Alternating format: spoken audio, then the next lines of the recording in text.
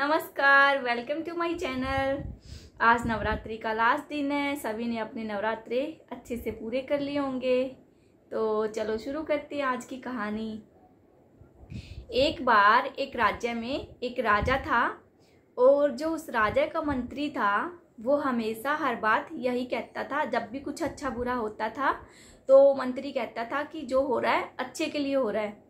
तो मतलब ये उसका पेट डायलॉग बन चुका था। एक बार वो मंत्री और राजा किसी बात पर विचार विमर्श कर रहे थे। राजा के हाथ से तलवार छूटकर राजा के पैर पे जा गिरी। इससे जो है राजा के पैर का अंगूठा कट गया। अब राजा बेचारा दर्द से करहा रहा था। तो मंत्री बोला, कोई बात नहीं महाराज, जो हो रहा है अच्छे के लिए हो रहा है। इससे राजा का गुस्सा और ज़्यादा बढ़ गया कि मेरा तो पैर कट गया और आप ऐसा बोल रहे हो। तो राजा ने सिपाहियों को बुलाकर उस मंत्री को कैद खाने में डलवा दिया। अब मंत्री ने जाते जाते भी यही बोला कि जो हो रहा है अच्छे के लिए हो रहा है। तो ऐसे ही कई दिन गुजर जाते हैं, दिनों से महीने गुजर जाते हैं। तो राजा एक दिन अपने सिपाहियों के साथ शिकार पे जाता है। तो वो शिकार पे जाता है जब रास्ते में उनको एक हिरण दिखाई पड़ती है। राजा हिरण का पीछा करते करते जंगल के बिल्कुल अंदर चला जाता है और अपने सिपाहियों से बिछड़ जाता है। वो बहुत ढूंढने की कोशिश करता है पर राजा को वो नहीं मिलते। राजा जो है थक हार कर एक पेड़ के नीचे बैठ जाता है। तो जो जंगल के कुछ आदिवासी है वो आकर राजा को चारों ओर से घेर लेते हैं। राजा को पहचानते नहीं थे क्योंकि वो एरिया जो था, इलाका जो था, राजा के राज्य से बाहर का था। अब राजा तो डर जाता है। अब वो जो आदिवासी थे उनको अपनी देवी के लिए एक इंसान चाहिए था, एक आदमी चाहिए था जिसकी वो बलि दे सके। अब वो राजा को बंदी बनाकर ले जाते हैं अपने वहाँ पे जो कबीले के लोग थे राजा को चारों ओर से घेर लेते हैं। तो राजा को नहलाया जाता है, नए नए वस्त्र पहनाए जाते हैं और उनके गले में फूलों का हार डाला जाता है। मतलब जो वो कहते हैं कि मरने से पहले बकरे की आखिरी इच्छा पूरी की जाती है, वो काम था। मतलब राजा को बिल्कुल अच्छे से सजाया जाता है और थोड़ी देर बाद उसको बलि वाली जगह पे ले जाया जाता है। ढोल नगाड़े बज रहे हैं, लोग नाच रहे हैं, खुश हो रहे हैं। तो जैसे ही मतलब वो बिल्कुल बलि देने के लिए तैयार थे, उन्होंने अपनी तलवारें जो भी त्रिशूल वगैरह निकालने थे निकाल लिए थे। तो इतने में ही जो उन कबीले का जो एक प्रमुख था उसकी नज़र जो है राजा के कटे हुए अंगूठे पर पड़ती है। वो कहता है, रुको, हम इसकी बलि नहीं दे सकते क्योंकि इसका शरीर पूरा नहीं है, इसका पैर का अंगूठा कटा हुआ है। इससे तो देवी मैया प्रसन्न होने की बजाय नाराज हो जाएगी। तो वो कहते हैं, जाओ और इसको छोड़ के आओ, कोई दूसरा ढूंढ के लाओ।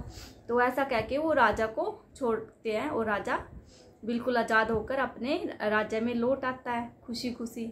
वो रास्ते में आते आते सोचता है, यार आज इस कटे हुए अंगूठे ने मुझे बचा लिया। वो मंत्री सही कह रहा था, जो होता है अच्छे के लिए होता है। तो उनको मंत्री की कही हुई बातें समझ भी आ जाती है और याद भी आ जाती है। घर आके अपने महल में आके वो अपने सिपाहियों से कहता है कि जाओ उस मंत्री को कैद खाने से निकाल के ले आओ। अब वो अपने जो मंत्री था उसका उनसे माफ़ी मांगता है और उनको इज्जत के साथ जो उसका मंत्री पद था राजा वो भी लौटा देता है। लेकिन राजा पूछता है कि मंत्री एक बात बताओ, उस दिन आपने जो कहा था कि जो होता अच्छे के लिए होता है, मेरे साथ तो अच्छा हुआ, जो इस कटे हुए अंगूठे ने मेरी जान बचा ली, तो तुम्हारे साथ क्या अच्छा हुआ? तुम तो 3 महीने कैद खाने में आए हो रह के। तो मंत्री बोला कि महाराज देखो, आपका सबसे ज़्यादा खास कौन था?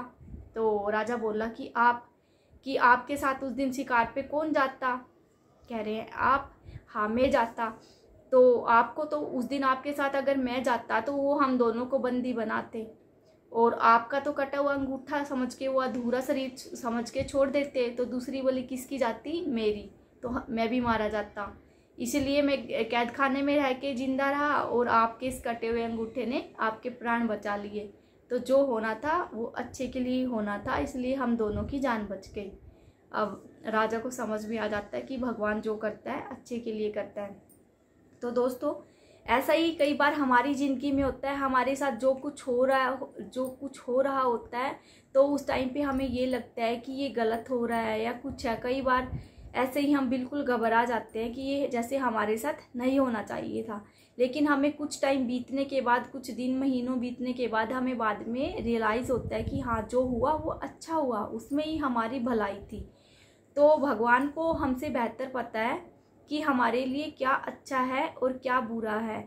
अगर हमारे सारी चीज़ें समझ में आ जाए तो फिर तो बात ही कुछ और है। इसलिए जब भी ऐसी परिस्थितियाँ आए, सुख दुख जिंदगी का हिस्सा है। हर दुख के बाद सुख आता है और हर सुख के बाद दुख भी आता है। इसलिए कभी नहीं घबराए। जब सुखी के या खुशी के दिन आए तो ज़्यादा उड़े नहीं, आदमी को आदमी ही समझे, और ज़्यादा दुख के दिन आए तो घबराए नहीं, उस भगवान पे भरोसा रखे। इसलिए अनुकूलता बनी रहनी चाहिए ज़िंदगी में।